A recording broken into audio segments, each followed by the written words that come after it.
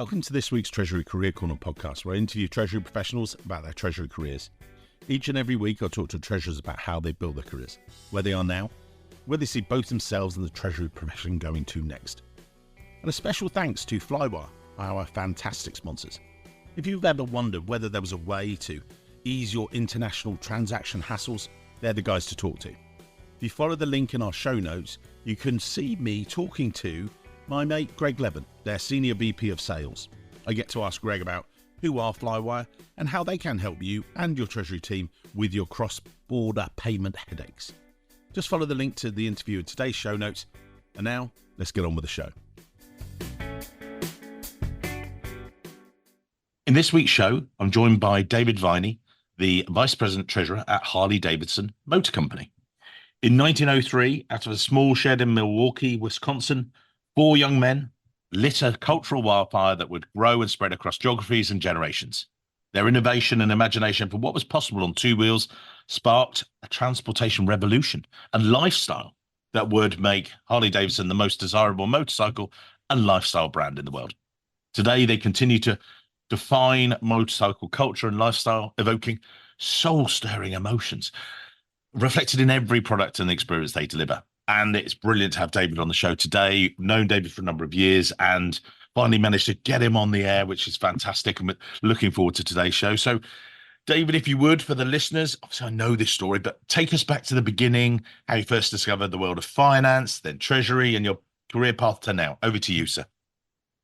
Well, thank you, Mike. And first of all, thank you for having me on your podcast. It's a pleasure to talk to you always, and a pleasure to be here on the podcast this morning.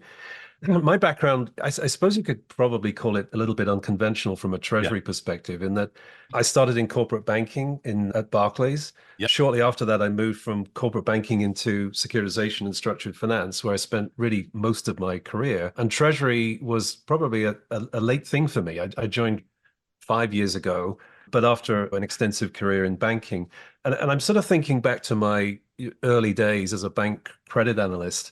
I think the sort of intellectual curiosity that I had way back then, it was all about trying to understand, as I was analyzing companies and looking at numbers side by side and thinking, why is it that one company performs very differently from another company, and yet they're both in the same industry?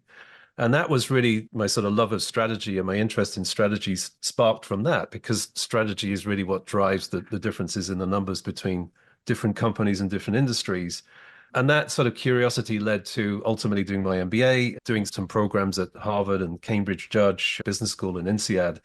And so it's a very unconventional Treasury strategy, I think, a career that I've had. 20 years in banking. I think that broad-based banking experience that I had in corporate banking really set me up for Treasury. I think if I'd spent 20 years, as I did, in ABS and then tried to move to Treasury, it would have been a lot harder for me. Yeah. But I think that broad-based experience that I had in corporate banking, covering all the different products that corporate banking covers, dealing with both treasurers and CFOs from the other side of the table, all of that experience was so relevant for me. And I don't think I could have made it into Treasury or been as successful in Treasury if I hadn't had that broad-based background before my securitization career. So I spent 20 plus years in banking, then went to a company called Terex Corporation. And I was actually running the global capital markets for their captive finance company there. And the treasurer retired, the president of the finance company retired. The CFO decided to merge the Treasury and the captive finance business together. And I had the opportunity to become both treasurer and head of the capital markets and all the sort of underwriting that we did for the captive finance company. Yeah. So and Terex, that was my... Just for the people out there, again, you and I know it. Who are Terex? Just, so then, and how did that then impact on the Treasury stuff you were doing? Yeah, so Terex Corporation is based in Norwalk, Connecticut. So they're a global manufacturer of aerial work platforms and materials processing equipment. So probably about a $5 billion company, very similar size to Harley-Davidson. And so I was responsible there for both the treasury functions, so the conventional, capital markets and the cash management functions within treasury. But I also had responsibility for all the capital markets and the underwriting, the credit underwriting that we were doing in the captive as well. So it was a pretty broad-based treasury responsibility. Actually very similar on a smaller scale, but very similar to what I'm doing here at Harley-Davidson. And talk us through that move to Harley. How did it come about from Terex? And, obviously incredible brand name and everything else, and everybody knows it. But, why the move, or talk us through? Sometimes the stars align. Yeah. I was 2 years ago, it was a sheer coincidence that I met the previous treasurer at a Treasury conference in New York, literally 2 years ago, March of 22. I sat next to him for the whole day. He was retiring 2 weeks after that. We never once talked about who his successor was because he told me very clearly that he was retiring.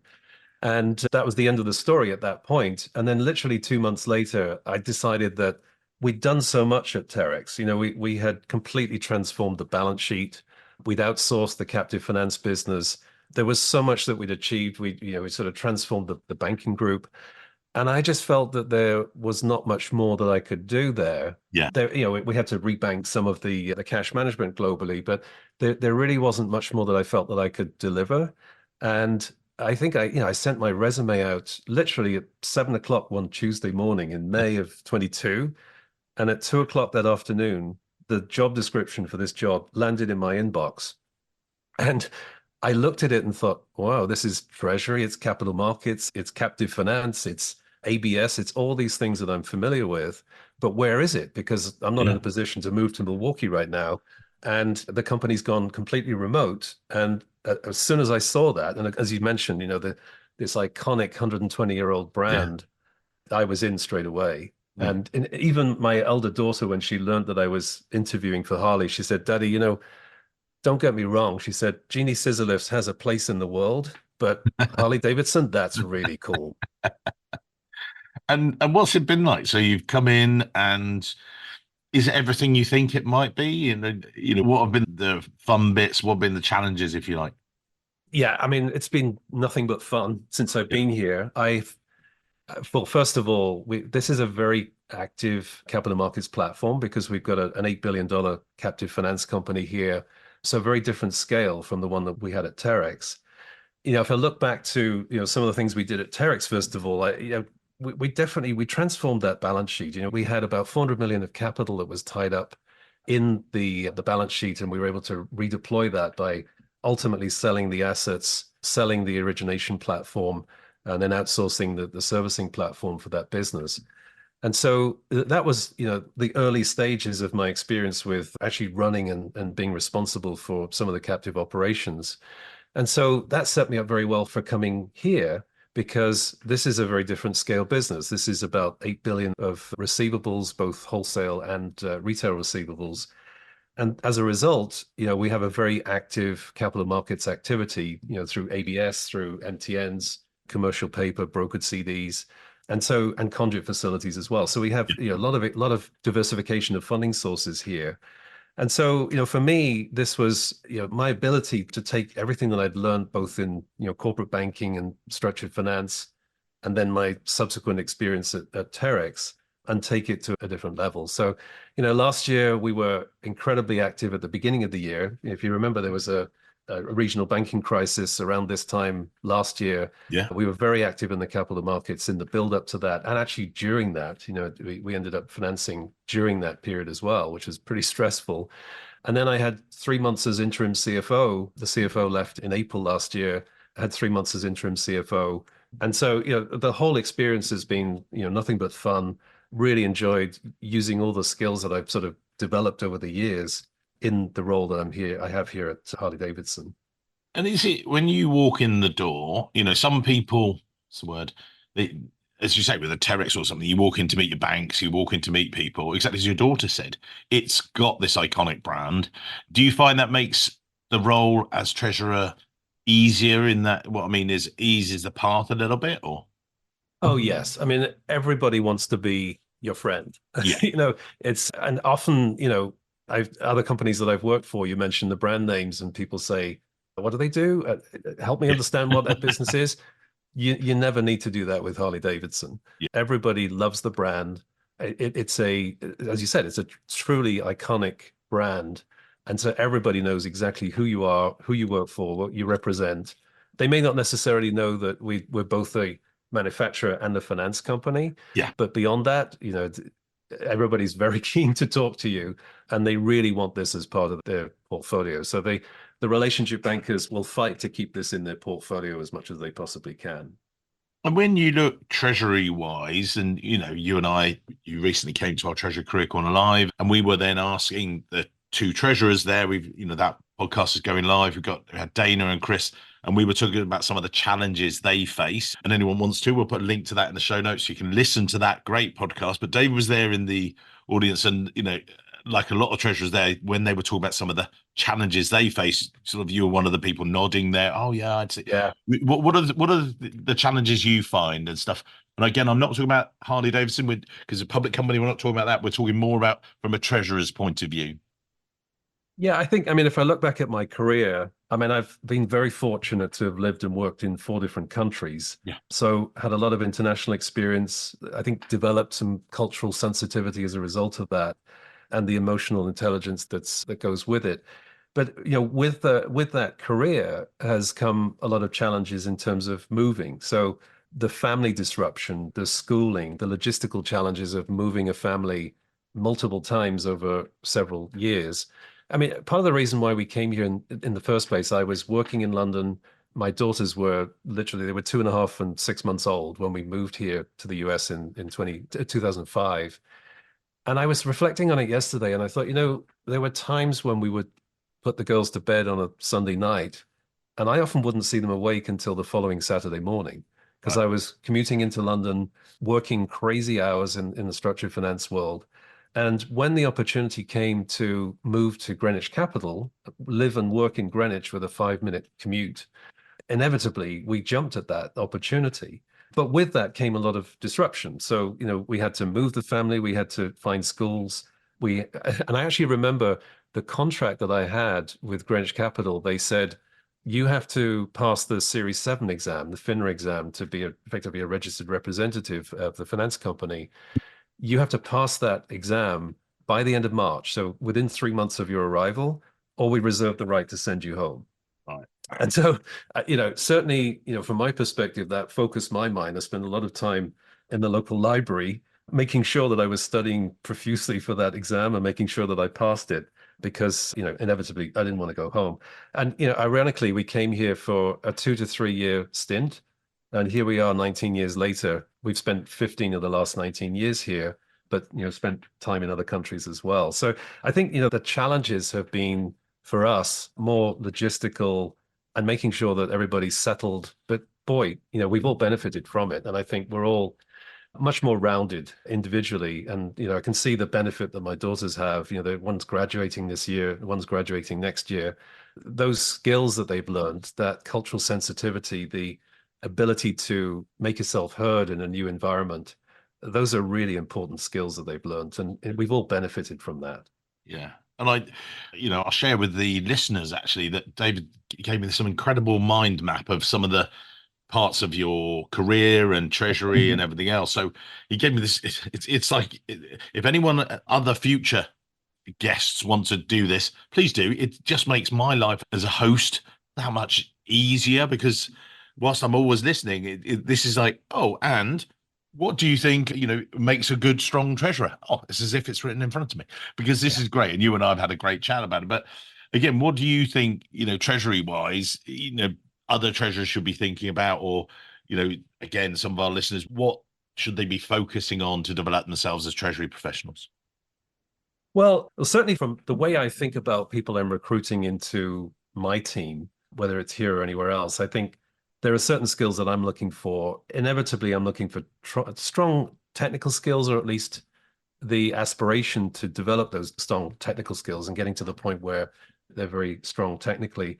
I like to think that people can be strategic thinkers. I think it's really important from a treasury perspective, especially, to understand the implications of everything that we're doing and the implications that what we do will have on other teams and other parts of the organization. So being able to think strategically is really important in terms of the way I think about recruitment. I want somebody who can be a problem solver. If I think back to the early stages of my career, going back to my stint in structured finance in Europe, the European market is very different from the US ABS market. So Yeah. in Europe, you're almost reinventing the wheel every day. And so there aren't the large pools of assets in Europe that you have in the US. And so very often in the structured finance world, you're reinventing the wheel daily. And I think some of the transactions that we did back then, we did an insurance deal for one of the largest UK insurance companies, literally changed the regulatory landscape for the UK industry because they came to us, they had a problem with the financing of new business strain because it was causing them some capital constraints. We ended up securitizing the new business strain for the UK life insurance products that they were writing. And I always described it as the most and least successful transaction I ever did because one, it created a new industry because nobody had ever done this before. There was no blueprint for this. But it was so successful that the company lobbied the regulator to change the regulatory capital rules. And we'd won a second mandate, and then the regulator changed the rules, and that industry was gone. So we created and killed an industry all in one go. We did off-balance sheet financing for large-scale government contracts where the working capital responsibilities were enormous. And these companies didn't want the working capital on the balance sheet. We found ways to structure around that. We found ways to arbitrage changes in the UK budget over the years, which were very beneficial for the companies and for the banks. So these were really sort of complex transactions that we had to structure around. There was no blueprint. There was no template for any of what we did. But when I came to the US, the market was very different. Right. The US ABS market is a lot more cookie cutter. There are much larger asset pools around the US. So really the focus here is all about distribution and using your balance sheet efficiently. If you're lending to these large scale ABS issuers, using your balance sheet efficiently to get the best return on capital that you can. So problem solving, if I go back again, my career, I'd said that the corporate banking experience was important because of the broad-based exposure it gave me.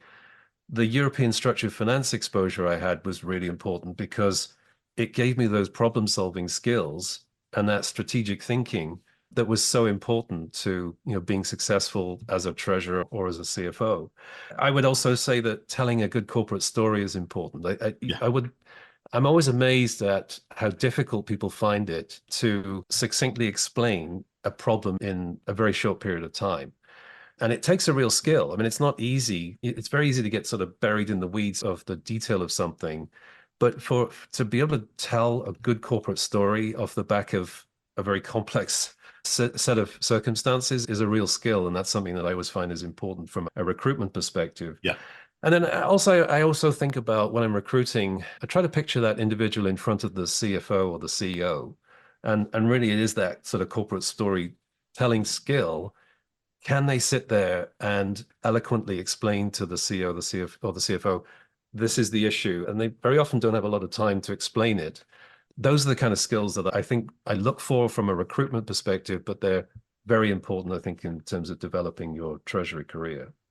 And as you talk about that, you said about the corporate story, but you also talked to me about gravitas and about putting someone in, can you see that person? Maybe they're your treasury manager, right? You've got to represent me and do the treasury meeting. Can you sit there and why do you think that is so important, sort of thing? Well, ultimately, I'm one of these people, I want to win, but I don't want to win just for myself. I want the people who work for me to win. I want the company that I work for to win. And so it really is all about developing skills in other people because, we're all dispensable. At some point, we ultimately have to move on. And you want to make sure that there's a bench strength behind you and a skill set that everybody's succeeding and growing. And nobody should look at their career and think about what's in it for me. Yeah. We all have to advocate for ourselves. Of course we do. But anyone who thinks about their career solely from their own perspective, I think that they're making a mistake.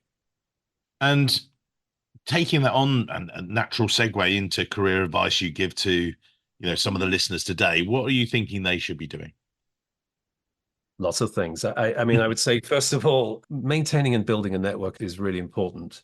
But again, as I was saying, there has to be some give and take in this, and that people shouldn't be looking about just building a network for the sake of the benefits that they can get from it. I've told the story before about somebody I worked with at RBS I'd left RBS and he was about to leave himself. And he called me one day and said, "Would you mind meeting me for lunch?" Because he was a regulatory specialist. And he said, "I'm trying to figure out where to go next. What should I do next in my career?" And I said to him, yeah, of course, I met him for lunch and I said, well, if you think about the regulatory landscape for banks that's been changing ever since the financial crisis, I said, your skill set is hugely in demand right now. I think you've got many opportunities to really develop your career from what you've done. And so I gave him some guidance. There was nothing in it for me, from my perspective. And off he went. And now he's got a very successful role working for a hedge fund in Singapore. And it was sheer coincidence that I think it was maybe a month or 6 weeks later, he called me and he said, "I've just taken a call from a headhunter. They're looking for somebody to run the capital markets for Terex Financial Services. And I've sent them your way because I think you'd be a great fit." Yeah. And sure enough, that's where I landed. But I didn't go to that lunch thinking, how is this guy going to help me get a job? I went to that lunch because I genuinely asked, he asked me to help him and I genuinely wanted to help him. And so I think, maintaining a network is really important, but make sure that there's give and take Yeah. in that network. Be a lifelong learner. I mean, as you know, I'm an avid reader, and I think absent the period when I was really busy in my structured finance career, never had time to read anything. I do spend a lot of time reading and trying to understand the world. Get outside your comfort zone. Don't be afraid to challenge yourself. I spent, time way back in my banking career in corporate banking. I was trying to get into the securitization group, and I was told I was going to get an interview for a job with the securitization group. And it kept changing, kept moving. They were always traveling. And my boss said to me, "You know what? You should spend some time in the training team, the training department at Yeah. Barclays." And I said, "You're crazy." I said, I literally would shake with fear when I was standing in front of an audience because I just didn't have those presentation skills or the gravitas to go with it. And he said, "And that's the reason why you should do it." He said, "If you go and spend a couple of years in training, writing and delivering training material for corporate bankers, I guarantee you that it will benefit you in the long run." And sure enough, he was right. I mean, I really pushed myself outside of my comfort zone. I was really bad at it, really bad. But I developed the skills, enough skills to carry me through my career. But if I hadn't pushed myself out of my comfort zone, that would never have happened. And then ironically, after all of that, 2 years later, I called up the guy from ABS, the ABS team, and said, "I don't know if you remember me, but 2 years ago you were supposed to interview me for this job." And he said, "It's your lucky day." He said, "Two people in my team just quit. Come and see me." And that's how I ended up with a 20 plus year Yeah. Yeah. structured finance career. A couple of other things I would say, Yep. learn to tell a good story. We've talked about that, how important it is to be able to boil down important aspects of anything that you're doing into a very succinct presentation. Be intellectually curious. I love to read, as you know. I've studied a lot. I've spent a lot of time doing these online programs at Harvard, at Cambridge Judge Business School, at INSEAD. I'm even a certified red team thinker, trying to challenge the status quo, think about things differently. And I would say, finally, advocate for yourself. Don't be afraid to nobody else is going to do it for you. Advocate for yourself. Now, again, it's about give and take. You can't push yourself and be, calling your boss every Monday and say, "Hey, I want a promotion." That's going to drive people crazy. Yeah. But advocating for yourself is a really important skill set. And don't be afraid, just push yourself to the edge because you'll be surprised what you can achieve. And I think, I just want to chip in there. And again, when I was speaking at Windy City Summit, Chicago, a few years ago, and I sort of paused my speech as we were going through because we were talking about some of the personal branding and trying to help these treasury folk. And just as you said, you're very eloquent and you sort of push yourself up, but you weren't always. It's a developed skill. And I said to the audience, so, by the way, I hate public speaking, right? And they're all like laughing. I went, no, I don't enjoy it. I do it because I took a look at our business a number of years ago and said, right, the only way I'm going to expand this business globally, this was pre-podcast, this was all that, is by getting on that stage, put my hand up, say, "Can I speak at your conference?" Now it's led to Treasury Career Corner. This podcast is now our live Yeah. event. And and and you only get that by pushing yourself. And some of the treasury folk out there, you listening, you might go, "Yeah, well, that's all very well for you and David to say he's the treasurer of Harley-Davidson. Yeah, but he wasn't always. And it's only by embracing that uncomfortableness, isn't it? To getting out Oh, of your yeah. own way, sort of thing. I mean, if you'd said to me when I started off in corporate banking all those years ago, if you'd said to me, one day you'll be the treasurer of Harley-Davidson, I would have said you were crazy. I would never have thought that would even be possible. Yeah. So yeah, it's amazing how your career can develop and will develop. Yeah, I certainly encourage people to take overseas assignments if those Yeah. opportunities ever arise, because that was absolutely the making of me. But again, pushing yourself outside of your comfort zone, you'd be amazed at where that could lead. And that power of network as well. And the show that will have come out by the time people listen to this one, and go back and listen to it with Dana and Chris, and you and I talked about that evening, where they talked about the power of their network. I did have a go at them. I did say, look, you're not allowed to network quite so well, because they'd got all their jobs through their network, not through me. And I said, look, I was gonna de-invite them from the room, but I couldn't, unfortunately, because they were already on stage. But joking aside, they were saying that's how they got their steps. And Yeah. Chris at Endeavor, Dana's at NASDAQ, through the power of their network. And Yeah. you're great at it as well.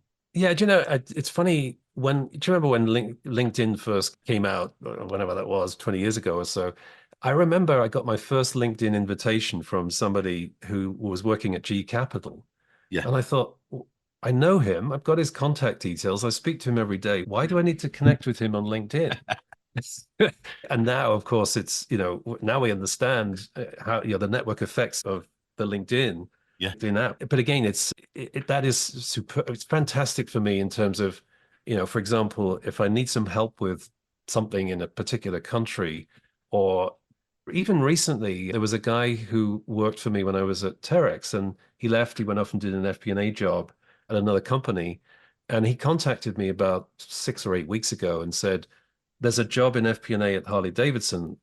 Could you help me to get my resume in front of the right people?" And I said, "Absolutely." So I did. I made sure that people saw his resume, Yeah. but stepped out because I didn't want to be Yeah. influencing their decisions.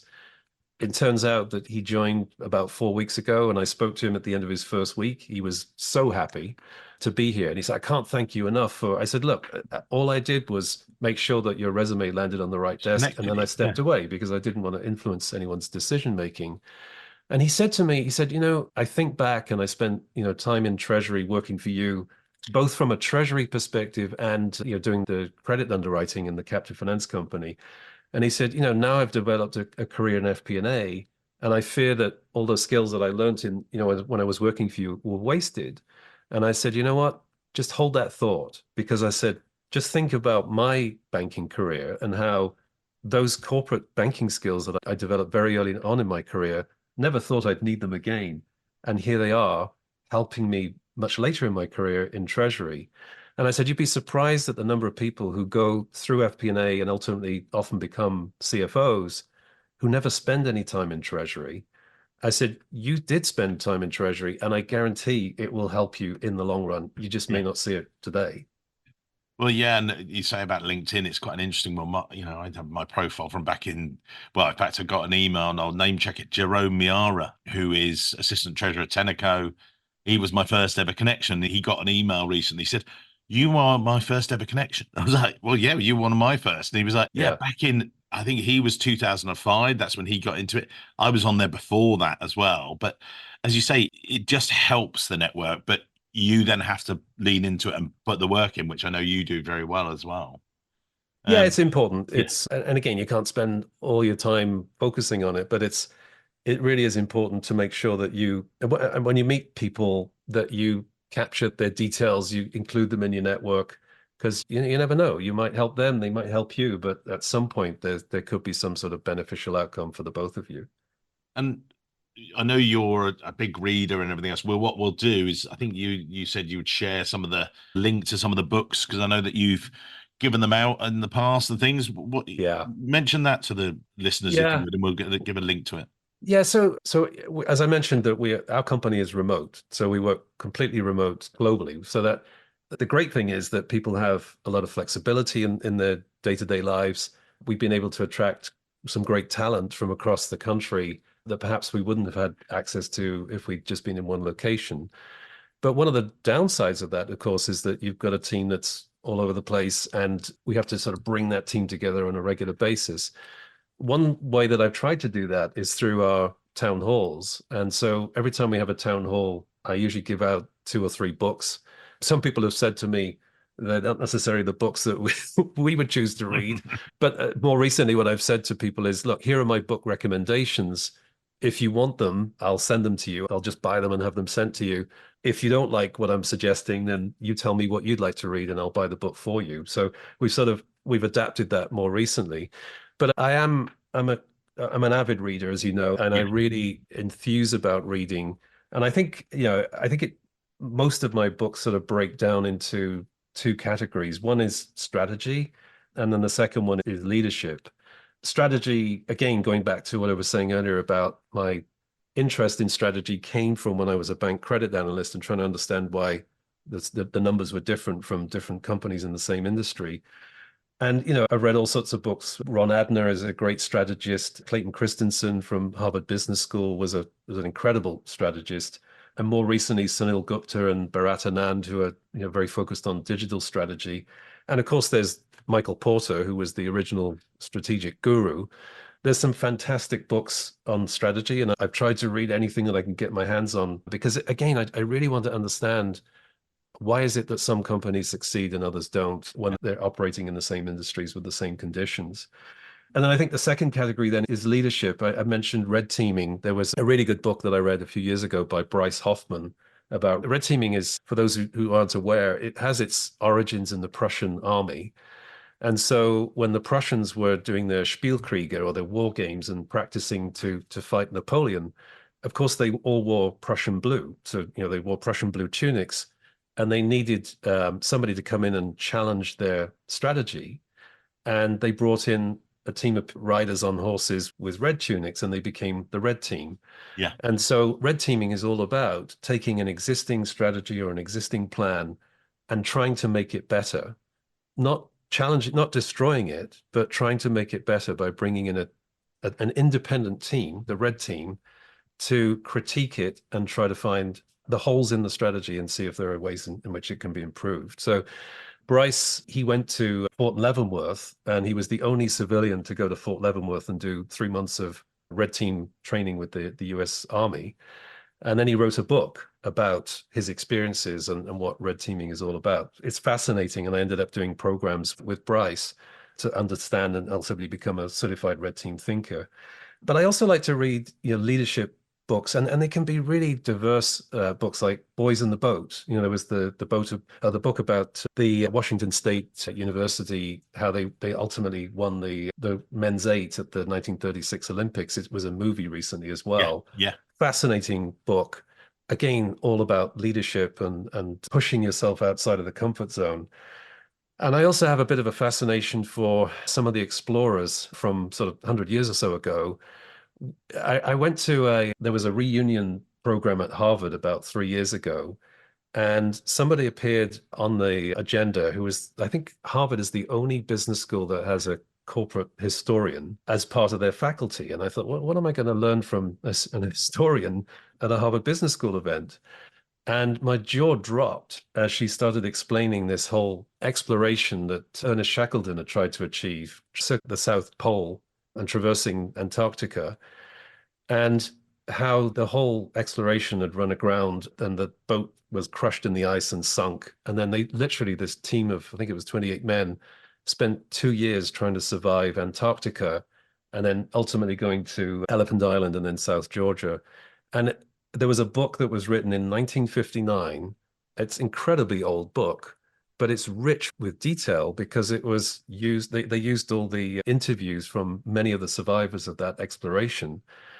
And again, you sort of stand back from that. And as she described him, she said, Ernest Shackleton may have been the best leader there has ever been, because he somehow managed to keep those 28 people alive for 2 years in the most extreme circumstances and got them all home almost unscathed. Yeah. And again, you might think, well, what has that got to do with Treasury? It has an awful lot to do with Treasury, because leadership skills are so important, and understanding how leaders tick and work, those kind of things I find them fascinating. And I can read all sorts of things, Donald Campbell and his Bluebird explorations, and try to think about, well, what was he thinking? Why did he do this? And try to take some inspiration from some of the books that I've read, even if they're completely tangential to the corporate world. And obviously, a long way from Treasury, but I find them fascinating. Amazing. And we'll put a link to some of these books as well in the show notes and things.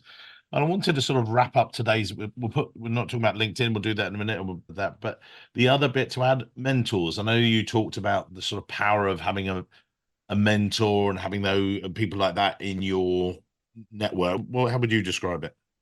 Yeah, I think I would say I probably had two that I can, and they were never formal mentors, but there are two people I can look back in my career and think they really influenced me. The one was the one who pushed me into the training role early in my career. He really encouraged me to do something that I would never have done had I chosen it myself. And boy, did I pay, I got the benefits from that in the long run. So he was very influential. And then the other one was probably the CFO at Terex, who's now retired. By his own admission, he was a really tough guy to work for. He pushed everyone so hard, often asked for the impossible. But again, when I look back at the transformation that we achieved with the banking group, with the balance sheet, with the captive finance company, we achieved it, but I'm not sure that I could necessarily have achieved it without him pushing as hard as he did. And he's been a great mentor for me since he retired as well. So I would say, mentors, again, very important. In my case, they haven't been particularly formal, no sort of formal mentorships, but they're two people who've been very influential in my career over the years. Amazing. This is great. We've been around the mind map and everything else. Just wow, amazing. We'll put your LinkedIn details in the show notes. I know you'll be influx of people wanting to connect to you. You'll have to sort of beat them off with a stick. David, wrapping up today's, there were so many sound bites, bits of advice, just blooming brilliant. What takeaways would you give to people if they're listening today? Encouragement for you, guys more junior, everything else. I would repeat some of the things I said earlier. Be a lifelong learner. Don't be afraid to learn, even if it's something that maybe appears a little tangential to your job. Try to think about aspects of what you're learning and how you can apply them to your role. Again, when I was at Terex and we were trying to transform the captive finance company, I was thinking about some of the things that we'd learned about inventory management and how just-in-time inventory management can be applied to a captive finance company. And, when you shrink the inventory, you start to reveal the real problems that you have. Yeah. And we were able to apply that thinking to a treasury situation when you could look at it and say, what on earth has just-in-time inventory management got to do with treasury? So try to, be a lifelong learner, but try to think about some of the ways in which you can build the skills that you're learning outside of treasury into treasury. Again, get out of your comfort zone. I think as we've talked about, it's really important to do that because ultimately it can pay dividends with your career.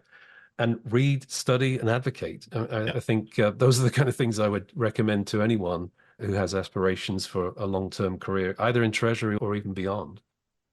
Amazing. Thank you. Well, just blooming brilliant it was. And thank you, sir. You've been very kind. And again, what a great mind map, which just made my life very easy. Thank you very much, sir. Really great fun. Mike, it's been a pleasure. Thank you.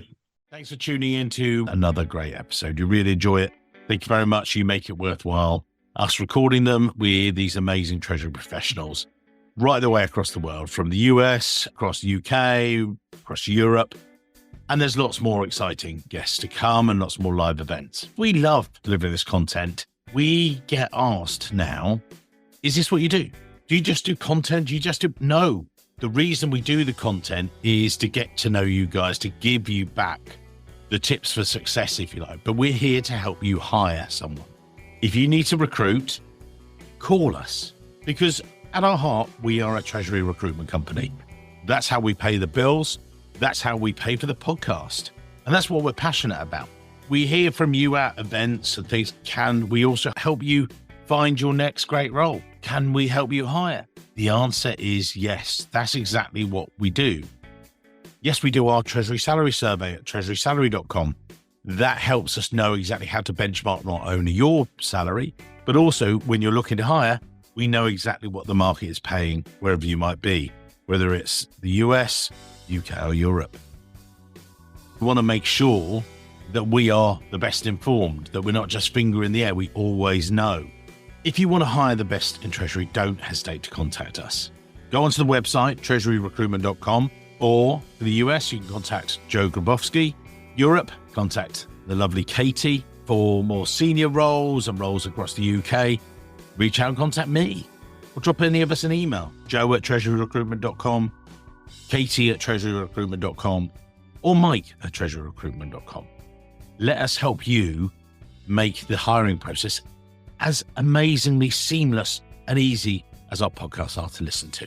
Thanks for your amazing support, and looking forward to seeing you at either an event or a conference very soon, or just give me a call. Let's help you find the next role or recruit the next Treasury professional. All right. Until next week. Many thanks.